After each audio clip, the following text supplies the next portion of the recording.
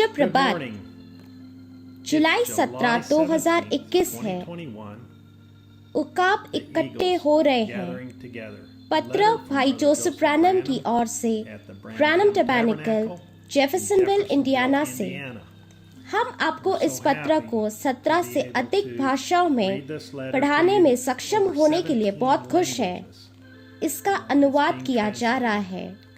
दुनिया भर के अलग अलग देशों में भाइयों और बहनों को परमेश्वर आशीर्वाद दे जो प्रत्येक सप्ताह के अंत में यह अनुवाद कर रहे हैं। परमेश्वर आपको भरपूर आशीर्वाद दे, आपके प्रयासों के लिए आपको आशीर्वाद दे। वे आपकी भाषा में यीशु मसीह के दुल्हन के प्रेम के लिए ऐसा करते हैं और वे चाहते हैं कि आप वह सुन सके जो हमें हर सप्ताह सुनने और पढ़ने का सौभाग्य मिला है। हालेलुया। यह है भाई जोसेफ ब्रैनम। प्रिय प्रगट बेटे और बेटियां, शायद ही कोई जानता हो कि कहां से शुरुआत करे। सोचने के लिए हम दुनिया भर से एक स्वर्गीय वातावरण में एक साथ बैठे हैं, उस जीवित जल से पी रहे हैं कि प्रगट बेटे और बेटियां बन रहे हैं।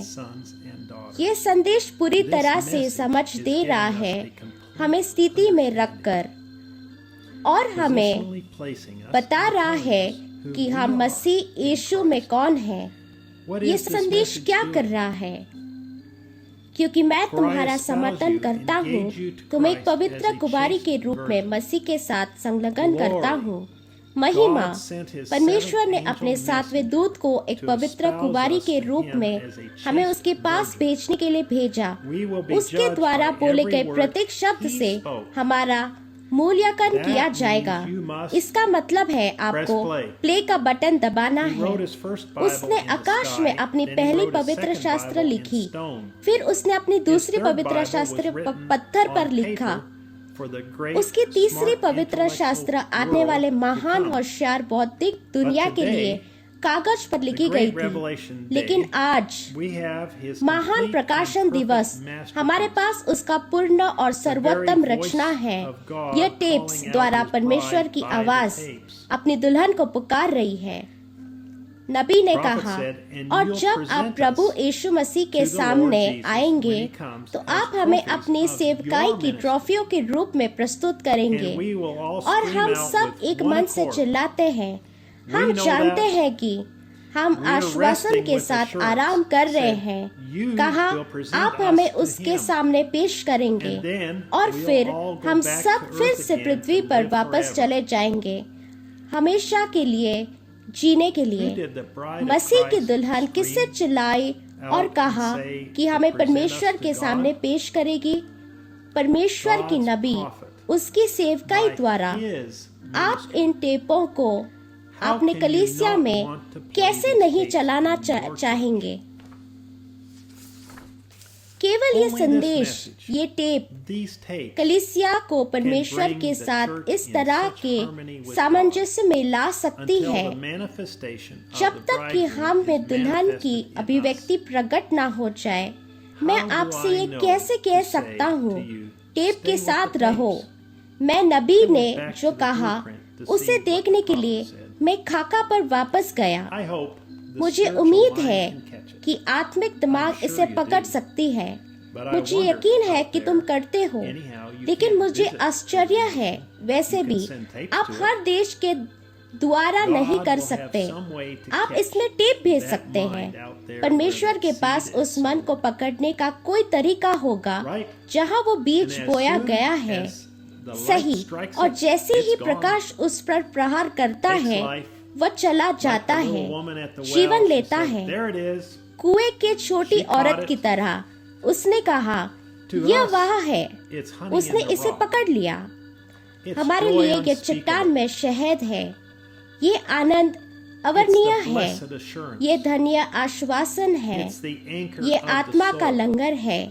ये हमारी आशा और रहना है। ये युग के चट्टान है। ये सब कुछ है। हमारा आत्मिक दिमाग पूरी तरह से अस्वस्थ है। हम ठीक ठीक जानते हैं कि वह कौन है। हम ठीक ठीक जानते हैं कि वह क्या है। हम ठीक ठीक जानते हैं कि हम कौन हैं। हम ठीक ठीक पता है कि हम कहाँ जा रहे हैं।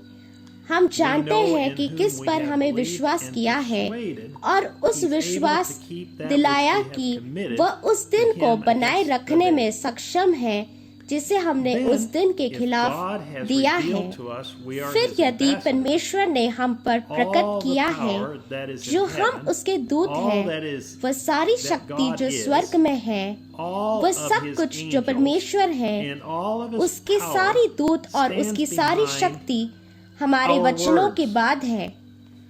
परमेश्वर को वचन के सम्मान करना है, क्योंकि उसने कहा जो कुछ तुम पृथ्वी पर बांधोगे वही मैं स्वर्ग में बांधूंगा, जो कुछ तुम पृथ्वी पर खोलते हो वही मैं स्वर्ग में खोऊंगा। और मैं तुम्हें राज्य की कुंजियां देता हूँ। यह घर जाने का समय है। महानिर्गमन समीप है। परमेश्वर हमें दिखा रहा है कि कौन कौन है।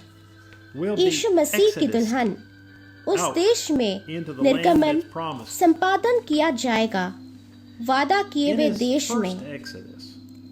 अपने पहले निर्गमन में वह उन्हें एक स्वाभाविक देश से निकाल लाया, एक स्वाभाविक देश में।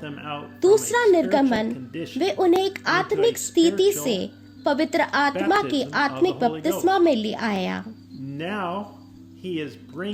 अब वो हमें पवित्र आत्मा के आत्मिक बपतिस्मा से वापस अंतकाल में उसकी अग्नि स्तंभ द्वारा, उससे अभिषिक्त प्रणाली के द्वारा वही परमेश्वर वही कार्य कर रहा है। हवाओं को गरजने दो, तूफानों को हिलने दो।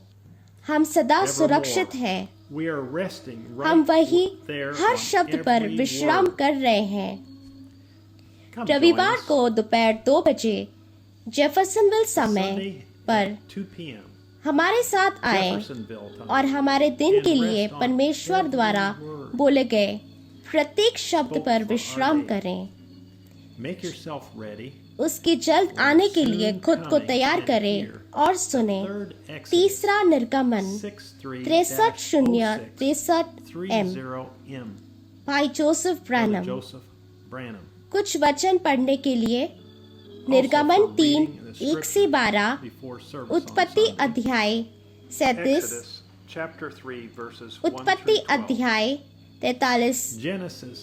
अगली बार तक परमेश्वर आपको आशीर्वाद दे। और यदि आप कोई उदाहरण चाहते हैं तो यह व्हाट्सएप नंबर यही आपके लिए है। एक छोटे नबी और एक मुख्य नबी के बीच क्या अंतर है का अनुरोध भेजें। और अगली बार तक परमेश्वर आपको आशीर्वाद दे। शालोम।